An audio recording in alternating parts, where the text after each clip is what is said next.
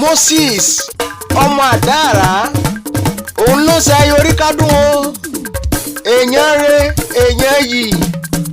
èèyàn pàtàkì ọkùnrin takuntakun bí ológun kókó ó lè kókókókókó bí ọ̀tá ni onínúure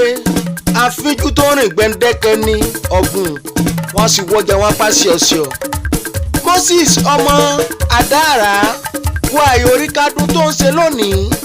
àṣẹ ìṣètúnṣe ni ó jẹ́ kò ní jáse mọ́ rẹ tòrọ ọdún báyìí là ń rórógbó ọmọ àdáàrá lẹ́sì ẹ̀ ọdọọdún báyìí là ń ráwùsá o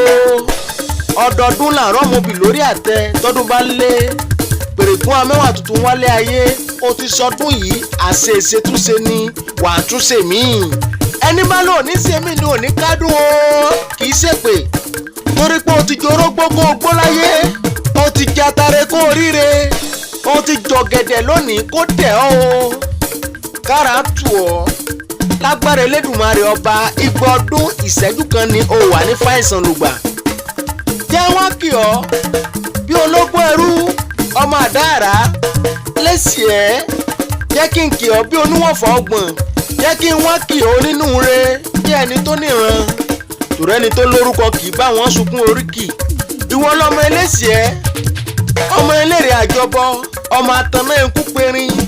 ọmọ arálejò gbé wọlé ná ìwọ jìnnà lójú àlejò dìde ọmọ akúnlẹ̀ kéré ọmọ arálejò tí ń gbégi lọ ọmọ agbẹ́gi lére ọmọ òjò wẹ́líwẹ́lí òjò wọ̀wọ̀wọ̀ ọmọ òjò wẹ́líwẹ́lí ọmọ òjò wẹ́wẹ́wẹ́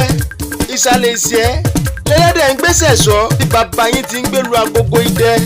ọmọ eléré àjọbọ ibi ẹgbẹ́ rẹ́sì náà ń pè lẹ́sì ẹ̀ ọmọ èrè ti kúnlẹ̀ ààrẹ lẹ́jọ́ mọ́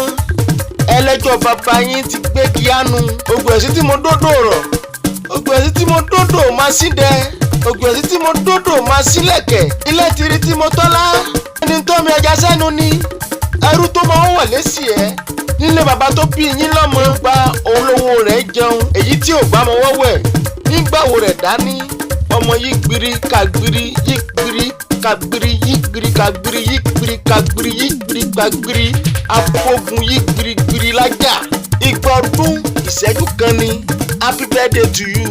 long life and prosperity.